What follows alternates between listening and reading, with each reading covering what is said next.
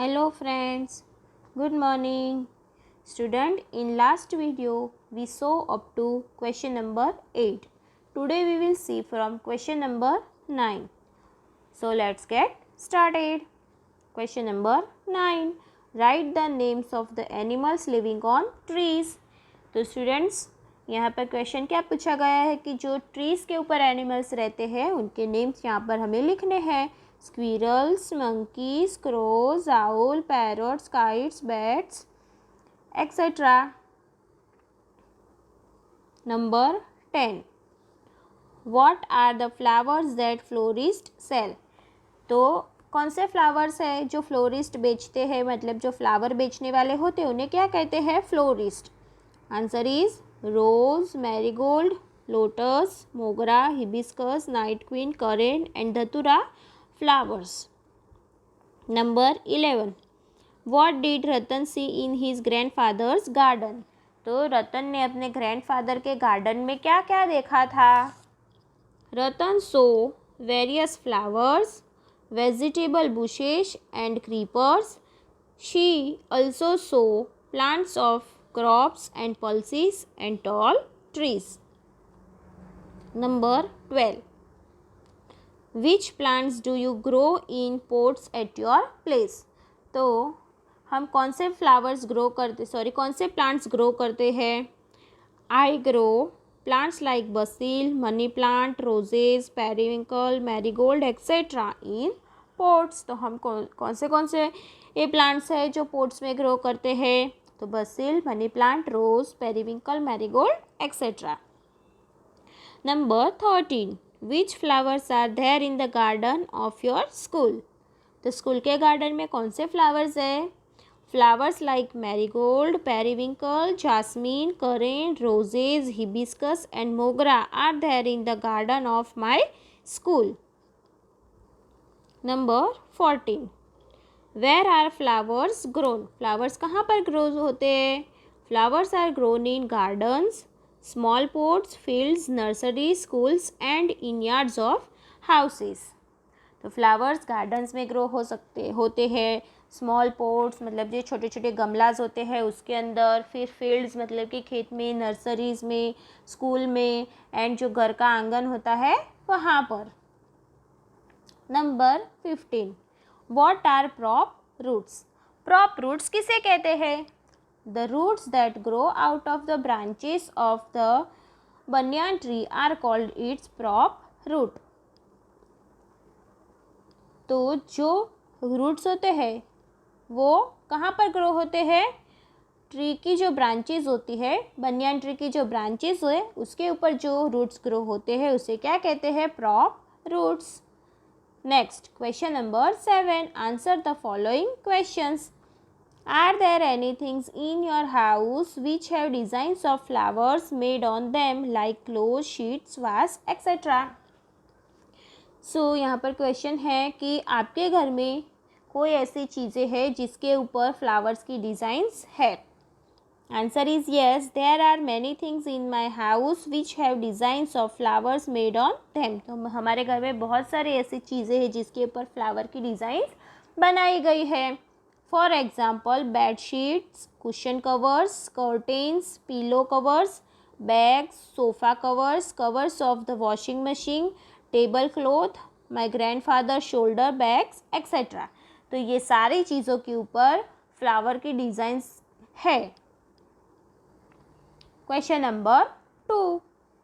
What differences do you find between a flower and a bird? तो क्या difference है flower and bird में, मतलब कि फूल और कली में क्या तफावत है? Petals in a bird are short and closely packed. जो पेटल्स है वो कैसी होती है बर्ड में? शर्ट एंड क्लोजली मतलब कि बंद होती है. While in a flower they are open and separate. और फ्लावर में क्या होता है? वो खुली होती है और अलग हो जाती है, सेपरेट हो जाती है. The flower is larger than the bird. और जो बर्ड होता है उससे फ्लावर क्या होता है? बड़ा होता है. A bud is pointed and covered with green leafy structures. और जो बर्ड है वो क्या होता है? पॉइंटेड होता है. और वो किससे कवर्ड होता है? ग्रीन लीफी स्ट्रक्चर से वो कवर्ड होता है. A bud is a primary stage of the flower, और जो फ्लावर का प्राइमरी स्टेज है वो कौन सा होता है, bird. A flower blooms from a bird, और फ्लावर किससे खिलता है, तो फ्लावर होता है वो बर्ड में से खिलता है, मीन्स कि उसकी जो कली होती है उससे फ्लावर खिलता है। Question number 3, how does a plant grow on a wall, तो वॉल के ऊपर प्लांट कैसे ग्रो होता है, कैसे उगता है। द फ्रूट्स और seeds of these plants are eaten by birds, मतलब कि जो प्लांट ग्रो हुआ है वॉल के ऊपर तो उसके सीड्स किसने खाए होंगे, बर्ड्स ने खाए होंगे, या तो फिर उसका फ्रूट खाया होगा। Bird excreta which has these seeds fall on the wall, तो बर्ड्स क्या करते हैं, जब excreta which has these seeds fallen on the wall, वो किसके ऊपर गिरता है, वॉल के ऊपर गिरता है। The seeds in bird dropping reach the walls, और जब भी वो बर्ड्स एक्सक्रीटा प्रोसेस करते हैं तो क्या होता है, उसकी जो सीड्स होते हैं वो कहाँ पर गिरते हैं, वॉल्स के ऊपर गिरते हैं। Then when the conditions are good this seeds start to grow, और सीड्स की कंडीशन क्या होती है, अच्छी होती है, ग्रो होने लायक होती है, तो क्या हो जाता है, फिर वो ग्रो होने लगता है। विंड और storms also carry seeds from where they have fallen to the wall, तो कभी कभी क्या होता है, जब भी ज़ोर से हवा आती है या तो फिर स्टॉर्म्स आते हैं तो वो अपने साथ जो सीड्स होते हैं उसको भी कैरी करते हैं, और फिर कभी कभी वो क्या हो जाते हैं, विंड्स के मतलब कि हवा के थ्रू वो वॉल के ऊपर आ जाते हैं। When this seeds get water due to rain they start to grow, तो क्या हो जाता है, जब भी उन्हें पानी मिलता है, जब भी बारिश होती है और वो सीड्स को पानी मिलता है तो क्या हो जाता है, वो ग्रो होने लगते हैं। तो इस तरीके से वॉल के ऊपर जो प्लांट्स होते हैं वो ग्रो होते हैं। Question number 4, why does a plant growing on a wall have a short life, जो प्लांट्स वॉल के ऊपर ग्रो होते हैं उनकी लाइफ शॉर्ट क्यों है, मतलब कि छोटी क्यों है। Answer is these plants do not get sufficient water, तो ऐसे प्लांट्स को जितना पानी ज़रूरी है उतना पानी नहीं मिलता है, उनको जितना चाहिए उतना पानी उन्हें नहीं मिलता है। They remain fresh until there is moisture in the wall, जब तक वॉल में मॉइस्चर है तब तक वो क्या है, रहते हैं, फ्रेश रहते हैं। Thereafter they dry up due to lack of water, फिर पानी की कमी की वजह से वो क्या होने लगते हैं, सूखने लगते हैं, ड्राई होने लगते हैं। Therefore their life is short, इस वजह से उनकी जो लाइफ है वो क्या है, शॉर्ट, मतलब कि छोटी ही लाइफ होती है उनकी। Question number 5, what is the function of root, roots का क्या काम होता है। Roots are one of the many parts of a plant, roots क्या है, जो प्लांट का मेन पार्ट होता है वो क्या होता है, रूट्स होता है।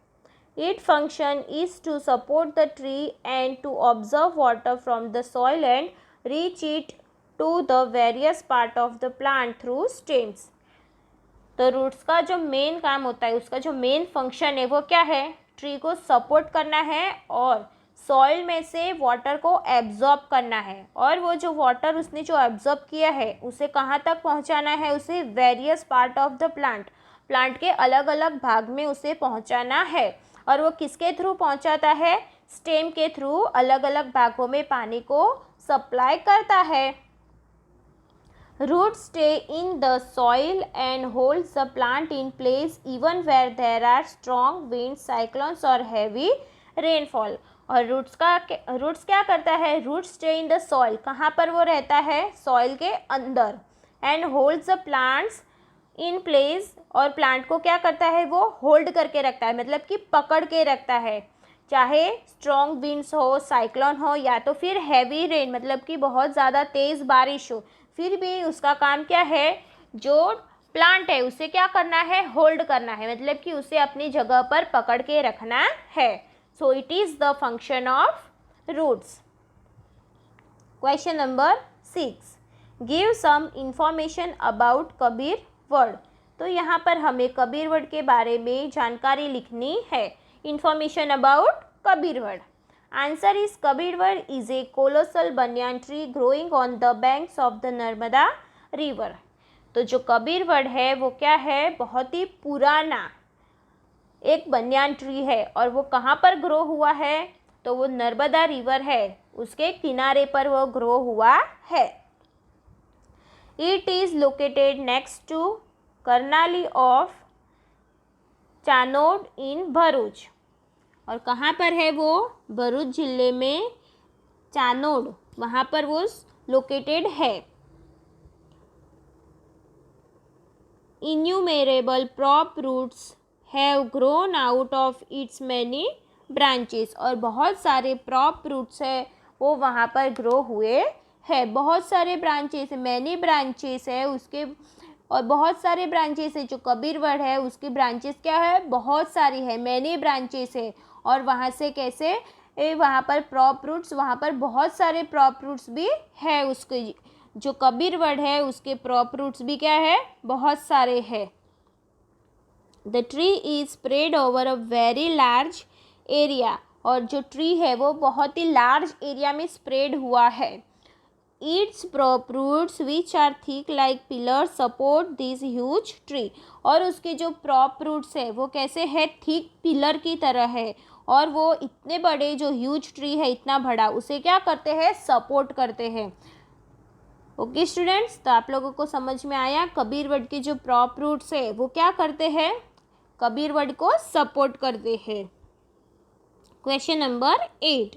Classify the following vegetables into those growing below the grounds and those growing above the ground. जो ग्राउंड के अंदर ग्रो होते हैं वैसे वेजिटेबल्स हैं यहाँ पर, और जो ग्राउंड के ऊपर ग्रो होते हैं वैसे वेजिटेबल्स है. तो हमें ये दोनों वेजिटेबल्स के टाइप को क्लासीफाई करना है. तो first is vegetables growing below the ground. Below the ground मतलब ज़मीन के नीचे. तो which vegetables are given here, potatoes, beetroots, carrots, radish, sweet potato, ginger, yam and turmeric.